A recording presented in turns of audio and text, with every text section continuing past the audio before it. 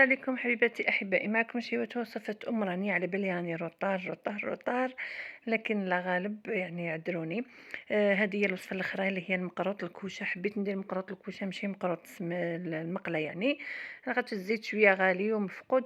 أنا هذيك قلت ندير مقروط الكوشة خير. هنا كما كتشوفوا درت كيلة تاع السمن وزدت فيضتها بالزيت. هاد الكيلة انا درت كيلة صغيرة، وانتم حبيتو ديروا اي كيلة تحبوا ديروا من بالكاس نورمال.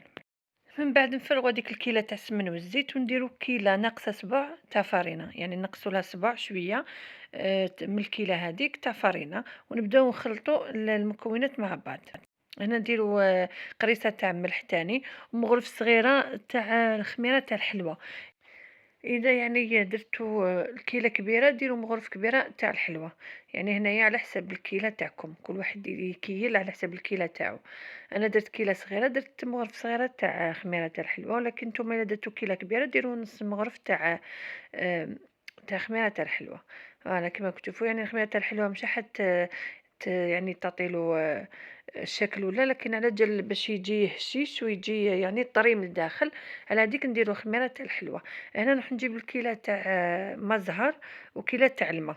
فوالا كيما كتشوفوا ندير هاد الكيلة يعني نعمرها ما زهر، وكيلة نعمرها ما زهر وماء، ونعاود نضيفها الخليط تاع الفرينة والسمن. كيما كتشوفوا نبدا نخلط فيها مليح يعني حتى تندمج كامل هذيك المكونات مع بعضها. من بعد نبداو نزيدو في السميد تاعنا يعني تدريجيا. هنا السميد كما تعرفوا لازم ديروا سميد تاع مقروط، يعني يكون خشين شويه، يعني ماشي يكون خشين بزاف، لكن ما يكونش من هذاك يعني دقيق موين اللي رايح للرقيق. دوك نوريهم لكم يعني كيفاش داير السميد ابيبري. هنا شوفوا كيفاش ولا الخليط ثقيل، لازم نخلطوه مليح، يعني تخلطوه غير بفوي يولي الخليط يعني ثقيل شويه. فانا دوك نبدا نوريلكم يعني ابيبري بالك لو يبان لكم هنايا مش عارفه على يبان مليح.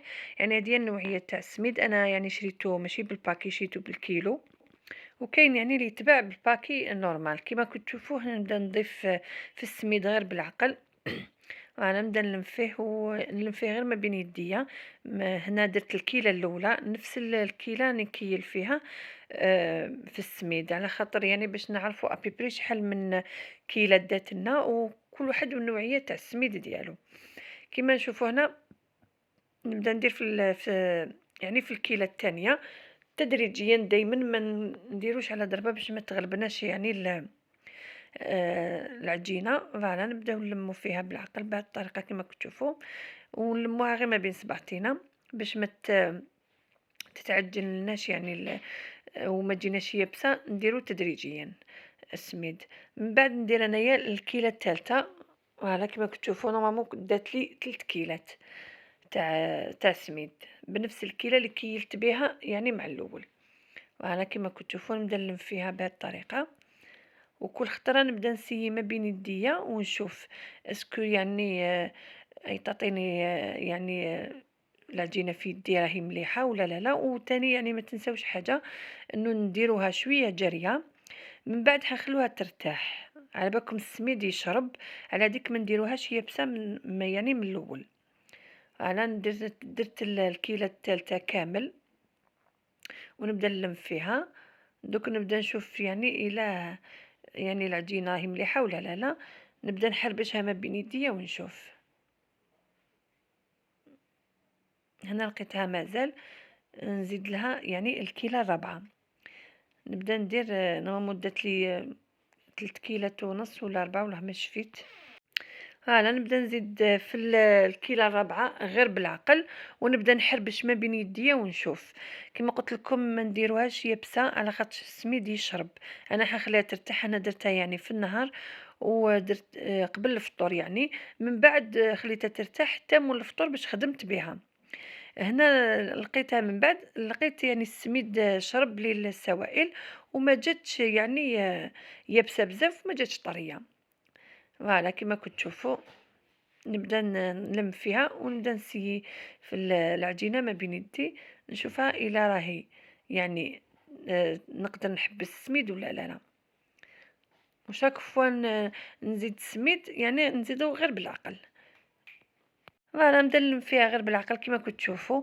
على بالي يعني درت لكم ديرنيير مينوت، لكن لا غالب اللي ما يقدرش يديروا في هذا يعني ليلة العيد يديروا بإذن الله في أيامات واحدة أخرين، يعني مازالوا الأيام توجور يعني الواحد يسحق لي غوسات. كما كنتوا تشوفوا هنا درت 4 كيلات تاع السميد، درت 4 كيلات تاع السميد كما راكم تشوفوا. من بعد ما سيت الحربوش تاعي، يعني لقيته مازال زدت كملت السميد اللي قعد، وهنا دوك ندير الحربوش نلقاه باللي راهو يعني جوست فوالا كيما كنت تشوفوا بهذه الطريقه. فوالا بعد ما نشوف الحربوش يعني راهو يمشي مليح في يدي، نلم كامل العجينه تاعي ونديرها داخل الساشي، يعني ونخليها كما قلت لكم حتى ترتاح. من بعد نروح نجيب نديرو الحشو تاعنا. من بعد انا حنجيب الحشو تاعي حنديرو. انا جبت الغرس وجبت له مغرف تاع زبده كما كنت تشوفوا هنايا. انا باش يجينا الغرس يعني طري لازم نخدموه بهذه الطريقه. هنا كاين اللي يحبوا ينكهوه يديروا له القرفه ويديروا له القرنفل، يديروا له حتى الجلجلان، كل واحد كيفاش، لكن انا نحبوه نديروه سامبل. ندير له غير مغرف تاع زبده ونبدا نعجن فيه ما بين يديا هكذا، يعني بالمزهر. على بهذه الطريقه نبدا نعجن فيه حتى نتحصل عليه على عجينه تكون طريه ونقدر نخدم بها المقروط تاعي. انا تحبوا ديروا به بالكاوكاو ولا ديروه باللوز كما حبيتوا، كل واحد يعني واختياره في الحشوه. فوالا كما كنتو تشوفوا نبدا نديرو، لكن انا نحبو يعني بالتمر تقليدي، كيما نقولوه المقروط تاعنا تاع زمان. فوالا بعد ما عجنتو ولا طري ما بين يديا وبديت نكور فيه بهذه الطريقه، تكور لي يعني فاسيلمون. على هذيك تما يعني نحبس الخدمه ديالو. من بعد العشية هنايا بعد ما خليت العجينة ترتاح وخليت الحشو تاني يرتاح، جبت يعني هنايا عجينة باش نشكلها على شكل يعني مقروطات. هنا كاين مول كيما نقولوا لا طابع سبيسيال للمقروط الكوشه، خرج جديد، كاين مدور كاين مربع، يعني كاين اشكال بزاف، لكن انايا ما حبيتش يعني نديرو باشكال يعني مختلفه. هذا كيقولوا يعني كيما نقولوا مقروط الكوشه بريستيج، لكن انا درتو كيما تاع زمان مقروطات على شكل مقروطات تاع بكري. درتو يعني تزيين بسيط. من بعد حد تشوفوه ويعني خدمته يعني بشكل يعني عادي. فوالا نبدا نجيب نشكلو يعني نشكلو على شكل حربوش، نفتحو في الوسط ومن بعد نجيب التمر ديالي ولا اي حشوه. فوالا كما كنتو تشوفوا نديرها تاني هي على شكل حربوش ونديرها لداخل في الوسط، نضغط عليها يعني مليح باش تلصق لي في العجينه. فوالا من بعد يعني حنغلق الحربوش تاعي ونشكلو على شكل مقروطات. عندي مول عادي ولا طابع يعني عادي تاع مقروط الكوشه تاع زمان. وأنا نبدأ نغلق في العجينة تاعي بهذه الطريقة. كما قلت لكم هنا كانت العجينة شربت يعني، وهكذاك جا القوام تاعها سوا ماشي يابسة بزاف وماشي طرية بزاف. كما قلت لكم لازم نخلوها شوية طرية في الأول باش كي يشرب لنا السميد يعني حتلقاو العجينة تاعنا مليحة. فوالا بهذا الشكل نبدا نسقم فيها ونساويها مليح وندخل هذاك الحشو باش ما يبانش، وممطون كي يكون طيب فيه ما يتحرقليش في الكوشه. فوالا نبدا نساوي فيه بهذه الطريقه ونرولي فيه باش يجيني يعني على شكل واحد. كما قلت لكم كاين طوابع خرجوا يعني بزاف هايلين جدد يعني للمقروط الكوشه، لكن كل واحد كيفاش يحب يدير المقروط ديالو. فوالا نسقمو ونساويه بهذه الطريقه على شكل حربوش. من بعد نجيب انا الطابع تاعي هذا تاع الوردة ونبدا نضغط عليه، يعني نضغط عليه مليح حتى يعني تخرج لي هذيك الرشمه من الفوق. انا نبدا نضغط عليه مليح مليح باش تخرج لي هذيك الرشمه كما قلت لكم تاع الورده من الفوق، وهكذا يعني نكون تحصلنا على حبه تاع المقروط ديالنا. فوالا بهذه الطريقه ونكملوا المقروط ديالنا بهذه الطريقه. وهكذاك يعني نكونوا درنا يعني كملنا الحلوه تاعنا تاع العيد. كما قلت لكم دائما انا نخلي المقروط هو الاخر، على هذيك يعني درتو شويه روطار، لكن معليش ان شاء الله تعجبكم الوصفه. الا ما طبقتوهاش في هذا العيد باذن الله طبقوها في ايام واحده اخرى، وان شاء الله تكون يعجبكم الفيديو تاعي تاع نهار اليوم. فوالا كما كتشوفوا هاي الحبه تاع المقروط تاعي خرجت شابه يعني شكل تاعها بزاف شباب. نسقمها ونديرها في السنيوه. هنا السنيوه لازم يعني من الاحسن تكون نديروها ديريكتومون، يعني ما ندهنوها ما والو، وميم طون ما نديرولهاش لا بابي لا والو، يعني نخلوها طيب ديريكتومون يعني مع المقروط تاعنا، خاطر حيطلق الزيت تاعو ولا الهدام تاعو، وميم طون هذاك الزيت هو اللي حيطيب لنا المقروط تاعنا. فوالا درت الحبيبات تاعي كامل هكا، يعني رصيتهم قدام بعضهم يعني باش ما يتحرقليش هذاك التمر الداخل. فوالا لصقتهم مع بعضهم ودرتهم، يعني ودرتهم يطيبوا كما كنتو تشوفوا. طابوا لي بهذه الطريقه. كما تعرفوا آم، مقروط الكوشه ما يجيش حمر بزاف، يعني طيبوه بهذه الطريقه. ما نحمروهش بزاف. من بعد كيما راهو في السنيوه انا حنجيب العسل ونعسلو ديريكتومون.